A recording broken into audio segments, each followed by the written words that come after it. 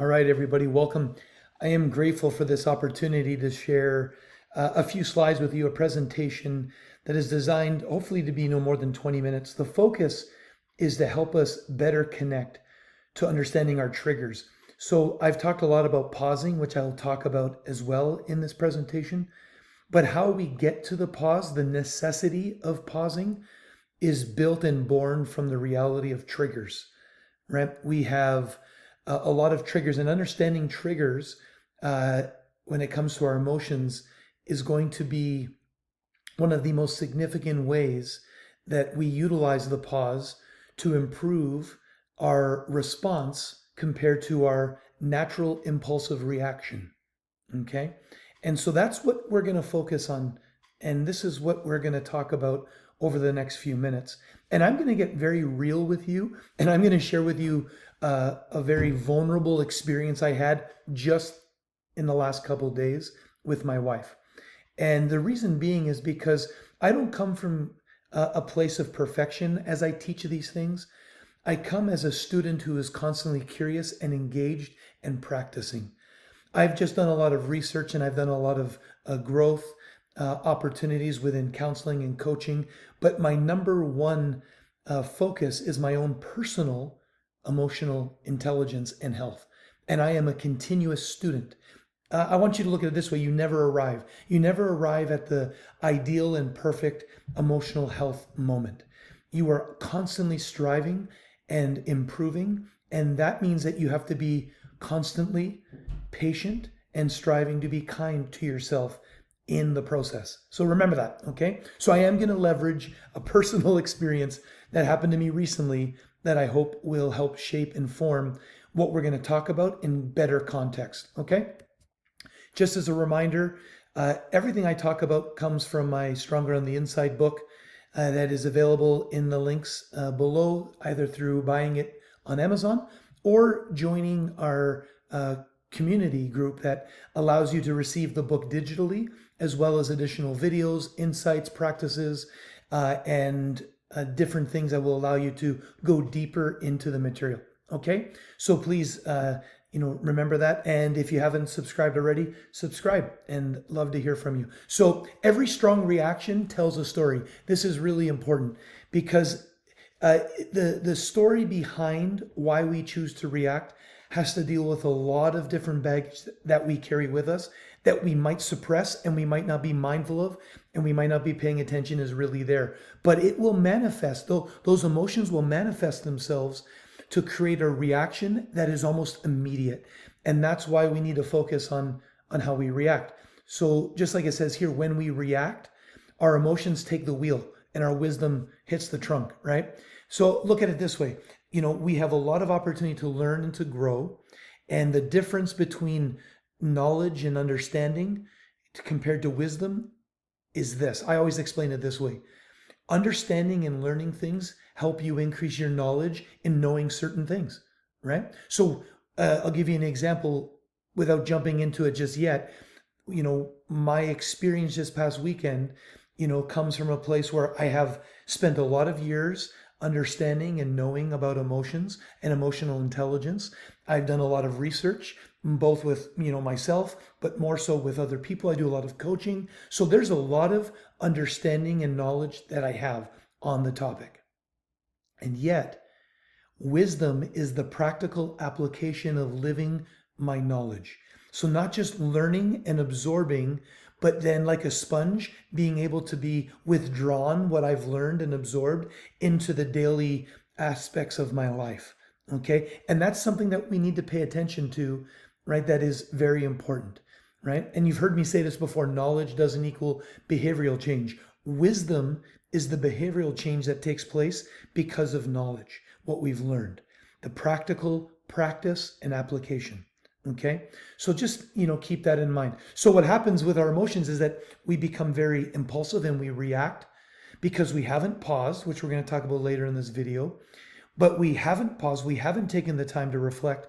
And so the reactions take the wheel, and now we are being guided by them, and our wisdom is in the back seat or the trunk, right?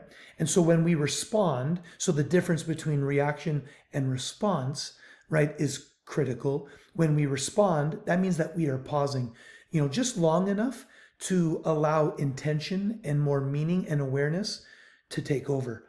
And this allows us to be in control of that wheel, right? Reaction is impulsive. Our response is strategic, right? It's intentional. So just remember that as we work through some things, okay? And then, like I have in the blue here, growth begins, right? The moment we stop asking, right? So we don't ask this, right? Why did they make me feel that way? Because now we're taking and imposing our reactions and our emotions onto someone else's behavior. And one of the significant challenges that we face in the world today is personal accountability, being accountable to ourselves and others through being conscientious and mindful of how we behave, rather than just simply saying, well, I'm angry because this is what they did to me, right? That doesn't fly, right? We can't keep using that as the backbone of why we've made decisions. We have to be more personally accountable to our behavior. So that's where this last part comes in, right? We start asking ourselves through better emotional health and intelligence, what is this feeling trying to teach me? So let's replace being cynical and judgmental with being curious about why we feel the way we do. Now, let me clarify before we move on. This doesn't mean that other people's behavior and actions don't impact us, because they totally do, right? We are constantly living on this earth with each other, meaning we will interact and we will mingle, and our behaviors and our actions will affect each other. But what I'm talking about is our personal accountability and responsibility on how we decide to pay attention and respond to what is happening around us with better clarity and focus. And that's where the pause comes into play. But pausing, as great as it is, does come as a result of what I call the emotional triggers. And so that's what we're going to focus on. So let's take a look at what are emotional triggers, okay? Emotional triggers are internal reactions activated by external events. Okay, so events that are taking place around us. So I'm going to get into the vulnerability of my recent experience with my wife that is really important, because it is a teachable moment from my personal experience. Regardless of how much knowledge or wisdom I might have, we are all active participants and students in emotional health and intelligence. So we never arrive, like I mentioned earlier. We are constantly practicing, okay? So Stronger on the Inside, this concept founded in my book, a trigger is an invitation, right, to build inner strength, not proof of a weakness. And I think this is really important, because I want us to be vulnerable, I want us to be real, but I also want us to be kind and very loving towards ourselves as we are admitting and working through our emotions and our challenges, okay? So let's make sure that we understand that, and that we are patient with ourselves. And I'll establish that by sharing with you now a moment that took place. And I will use the foundation of this moment that took place, this event, to help articulate all of these principles throughout the rest of the slides. So I'll refer back to it often, okay? So here it is. My wife and I were driving to meet with some friends for dinner, and we're in the car, and we got on this topic of talking about certain things, about recent events, and my wife shared with me, and thank goodness she did, an experience that bothered her based off of what I did or what I said, right? And, a combination of both. And so she was being honest and sharing something with me. And this triggered something within me emotionally. And as a result of not pausing, I became defensive. My emotions, felt criticized. Like I felt criticized. The emotions I felt was criticism. And then my actions, right, were defensiveness. And it happened so quickly. And I share this because I'm the person sharing with you this insight, but I am not perfect. And so if you want to tune out now and say, oh, I'm going to talk to somebody, or I want to learn from somebody who doesn't make mistakes, well, then good luck, right? Because that's going to be really difficult. What I want to share with you is just the reality of reaction, regardless of how much knowledge and wisdom I have, right? What happened was my wisdom, my understanding through meaningful practice and application went into the trunk, and my reaction took the wheel. And my poor wife was the recipient of that. Now, I also want to clarify that I was able to identify this fairly early, meaning though my reaction was quicker than my pause and the eventuality of that pause did come into play. And I just apologized to my wife and I said, hey, thank you for sharing what you shared. I'm sorry that I reacted this way. I need time to think about this. Right. And I took some time, and I'll get back to that in a second. But I wanted to share this as a reality that my emotional trigger was a reaction that was activated by an event that was taking place, a conversation. So this event could be something that you're witnessing, or it can be something that you are personally experiencing in conversation and dialogue. There's a lot of ways that we experience events around us. Okay. So why triggers matter? Okay. When triggers go unnoticed, we react. So that's what happened. My initial response to my wife bringing up some thoughts and concerns, right? And notice how I also want to make sure when I say concerns, doesn't mean problems or attacks, just means something that she is working with and working through that she wanted to share with me. And so instead of creating a safe place and a meaningful place where we can have meaningful dialogue and conversation, I allowed my triggers to take over.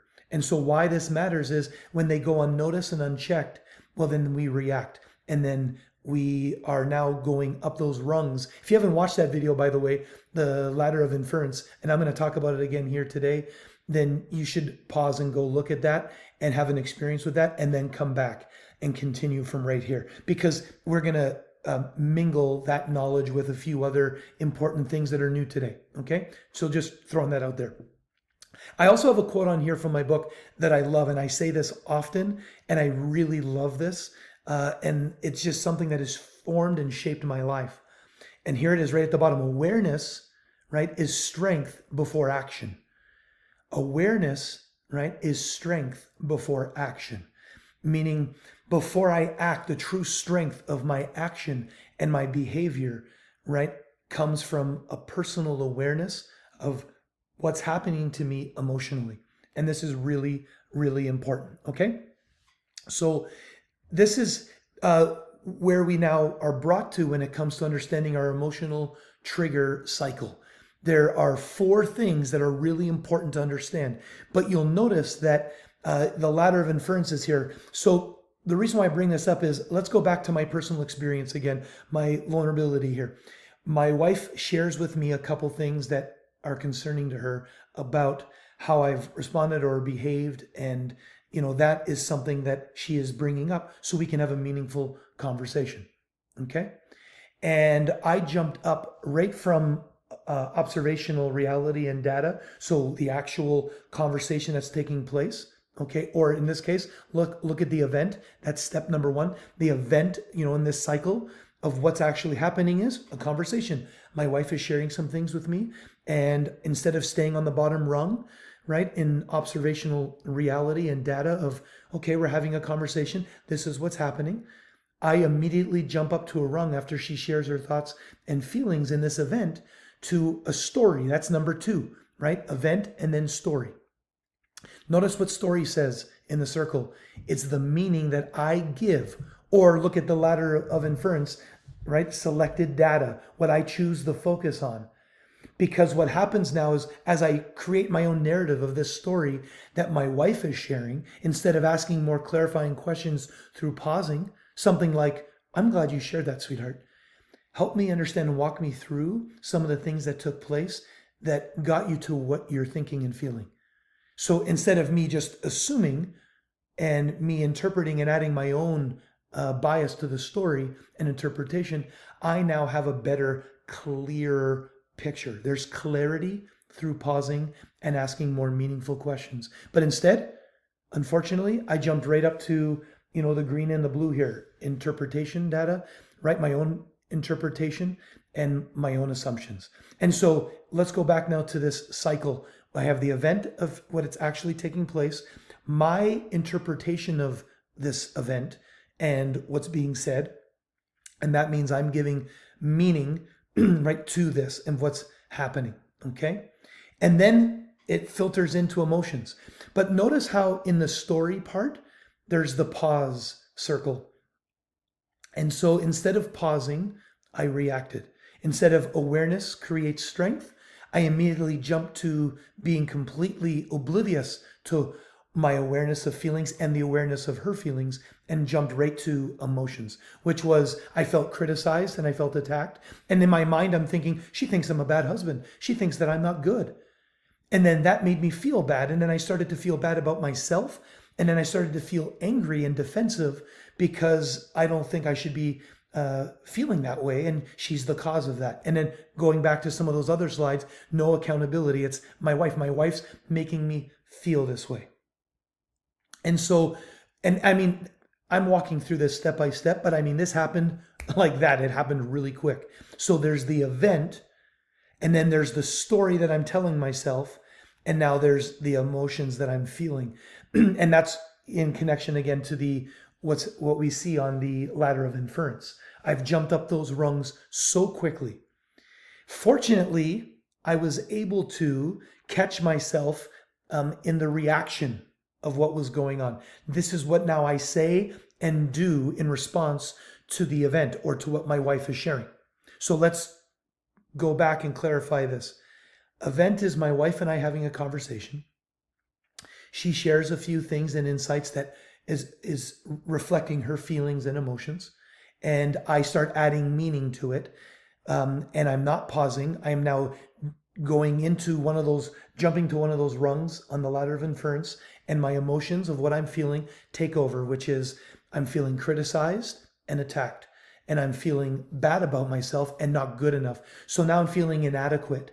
And so now all these feelings are shaping, right, my reaction, which was not very positive and not very kind, right? I didn't yell or freak out, but my response to my wife, and I can't remember exactly what it was, but it was something along the lines of, well, it's not like you're perfect, right? And there it is, right? Like I'm defensive, right? And, she shared her feelings. So now what happens is she's going to shut down because I'm now attacking her because of my poor reaction, right? Because my wisdom, my knowledge, all the things I know I should be practicing are in the trunk or in the back seat.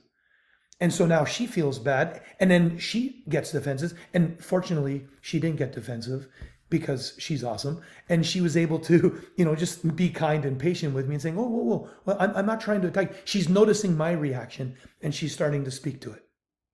So thank goodness for that, right? But that's what happens. And it happens so quickly. Look at that cycle. Event to the story, to the emotion, to the reaction. Where did I jump up on the ladder of inference? Here I am. So this cycle that we go through of the trigger cycle, we can start to pay close attention to it. And now I want you to do me a favor. Just pause for a moment. When have you noticed you jumping up the ladder of inference through the trigger cycle? Right, in your life? Maybe it's within the last couple days. Maybe it's, earlier today, depending on the timing of you watching this video. But I want you just to take some time and reflect on something that is your personal vulnerability. I'm sharing with you mine to help illustrate this, but I want you to take some time to think about that. Write it down, right? Write it in your emotional journal. Write it down. It's so important, okay? And so that's kind of where we're at right now. We had this experience. Now, again, I want you to notice on this circle here of the cycle, you have event and then story. Notice how pause is important because I don't want to add too much of my interpretation or my narrative of what's happening. I want to pause before I allow that to happen too much, right?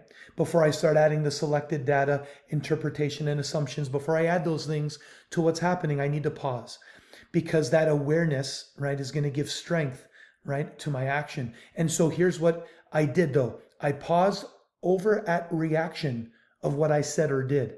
So I want you to recognize that ideally, it's nice to do the pause in the story part. But as you know, in life, there's the real versus the ideal. And I'm talking about what really happened here. Ideally, pause is over here, but my pause took place in the reaction circle. And that's okay, right? It's better that it happens at some point in the cycle than not at all. And so, like I mentioned earlier, I said to my wife, okay, you know what? Thank you for sharing with what you shared. I think it's important, but I just need to pause and I need to process what's happening here. So let's go to dinner. Let's have a good time. And I love you. And thanks again for sharing that. And then boom, done. Right. And by the way, in that pause, I was still feeling uncomfortable. It's not like the feelings of inadequacy and the feelings of criticism went away. They were still there, but I was able to pay attention to them and become aware that they were there. I was able to see it and to recognize and feel it and spend time being aware of what I was feeling. Okay? Because that allowed me to recognize and get to a place. I'll give you another perfect vulnerable experience. One of the things I became aware of is, oh, I felt really bad that I was feeling negative and that I had reacted so poorly.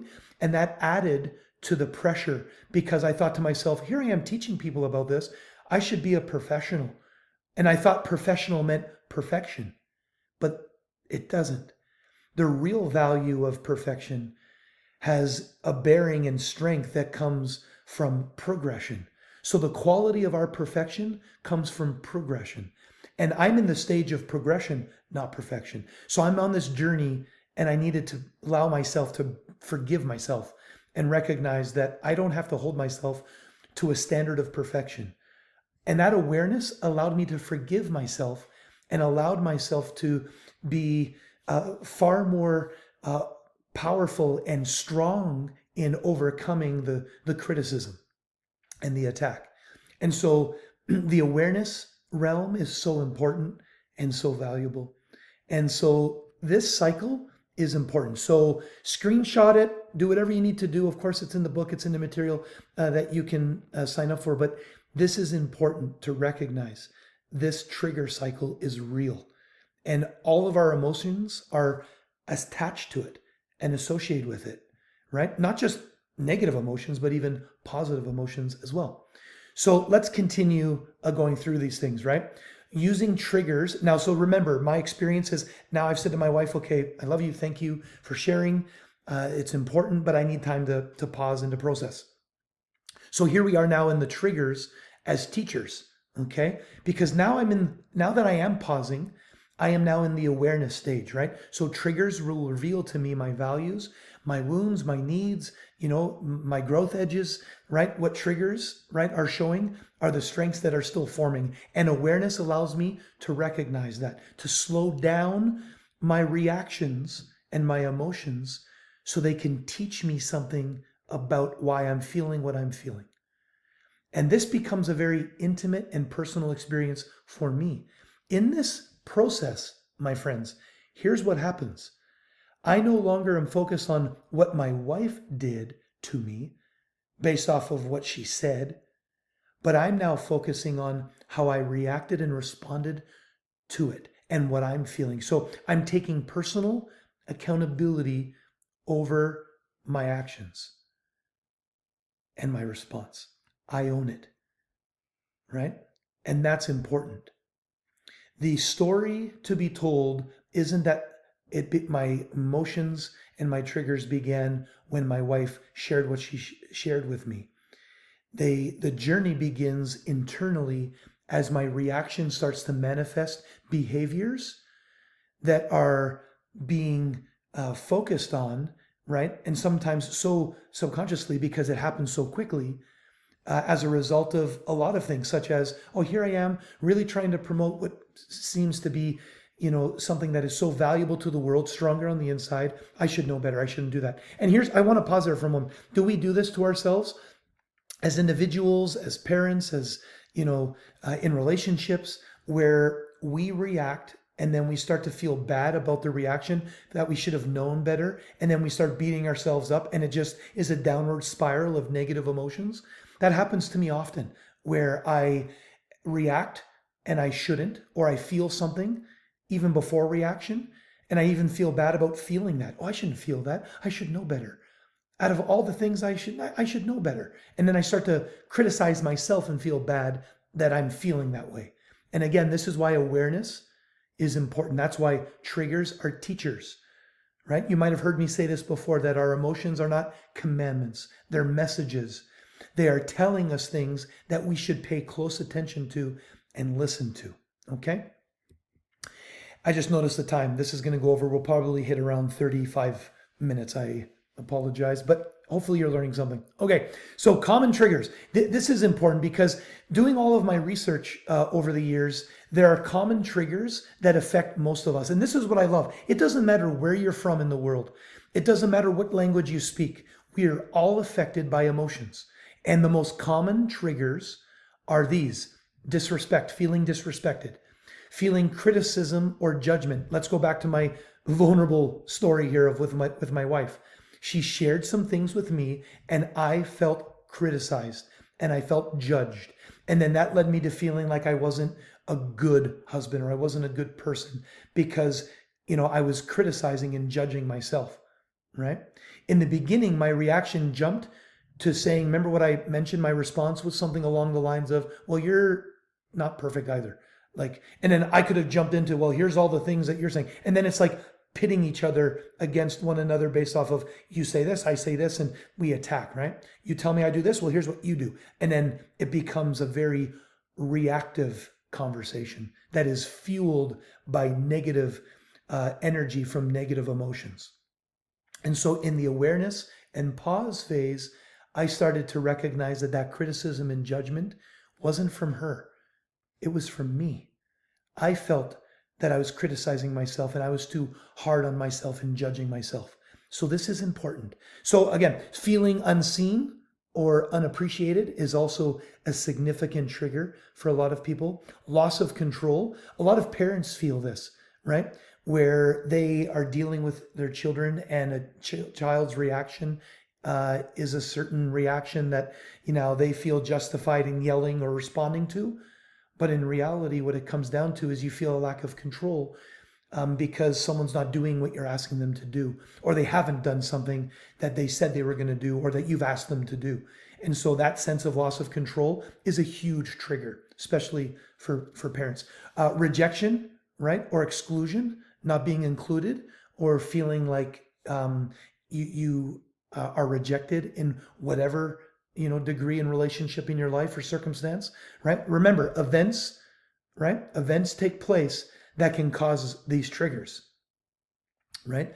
And then being misunderstood, right? So that's something that, I've noticed in my life, in my married life, is, either myself or my wife will say something and the other person feels misunderstood as their trigger. And that leads to a misunderstanding. And that those emotions then fuel all these other feeling disrespected, feeling, judged. And then we go into defense mode because I need to protect myself because I'm feeling attacked, rather than, okay, what am I feeling? Let's be curious about what's happening here. Okay. And this becomes so important. So remember this cycle of triggers. And so what I want you to do is now just, you can pause the video in a second, but I want you to identify, are any of these triggers things that you have felt recently? Are there things here that you have experienced? It could be in relationships, jobs, whatever. It could be something that you need to identify that you can, pause the video and take a few minutes to identify and then go back to those feelings. Did I react? How did I react? Maybe I didn't react. Maybe I just suppressed these feelings, which is also not good, right? And so I want you to do that, okay? And take some time with that, because as you do that, I want us then to understand this next part, this final slide, which is the importance of pausing, processing, and proceeding. Because you've heard me say this before, but I'll say it again. Your emotions are real. They're important. Okay? It doesn't mean that they're true, but they are real. And it also doesn't mean that because you feel angry or you feel disrespected or you feel any of those triggers, that's a bad thing. That's a natural thing. I want to say that one more time, just in a little bit more clarity. Your emotions and your reaction to what you're experiencing emotionally is not bad. That is normal. What happens, though, is if we don't spend time pausing and being aware of what we're feeling, it will immediately convert to reaction. I mean, it's so quick. And that's where our emotions can become outward manifestations in our behaviors and actions that can be bad and dangerous. So let's go back to my, again, vulnerable experience with my wife. My original experience and reaction was not good. I became defensive because I felt criticized and I felt judged. I did not spend time in pausing. So I didn't stop the reaction, right? I just let it continue. Pausing stops the reaction. And we can do that by breathing before acting. Just take it in. And then create space between our trigger of me feeling criticized and judged and my response. Because the space between feeling triggered and my response is where emotional health and intelligence comes to life and thrives. So I spent some time in between the trigger and response, and eventually was able to say to my wife, which by the way was the next day. I also have people reach out to me and they say, hey Mike, can you tell me how much time should I pause for? You pause for as long as you need, right? Because you pause until you get to the process part. So let's go back to my experience. We're driving, we're going out for dinner, and I decide to say to my wife, okay, you know what? I'm feeling some things. I need some time.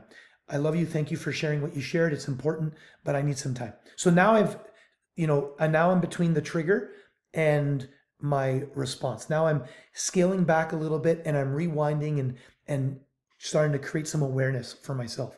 And so the pause is activated. And now we go to process. Now I'm talking about what am I feeling? I'm naming it. Okay, I felt judged and criticized. Well, why do I feel judged?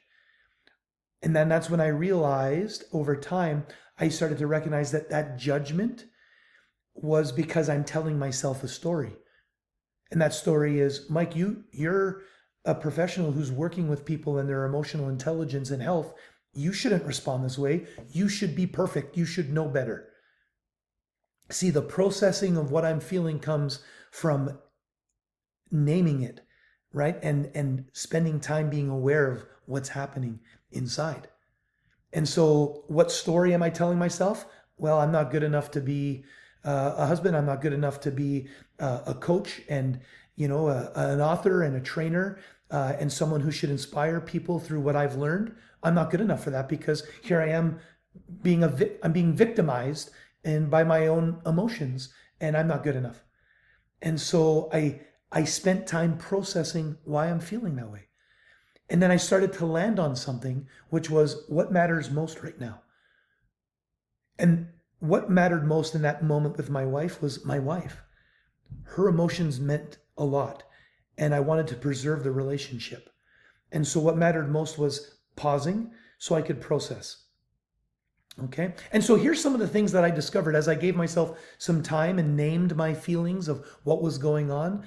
I then started to recognize that I needed to self-care. I needed to be kind to myself.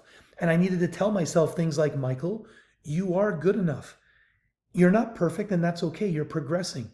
And I needed to give myself permission to be vulnerable, and I needed to give myself permission to be broken. And I needed the processing time to allow myself to start to heal. And the healing came when I started to really identify that my wife had nothing to do with my triggers. That the triggers, I own them, and I was responsible for them.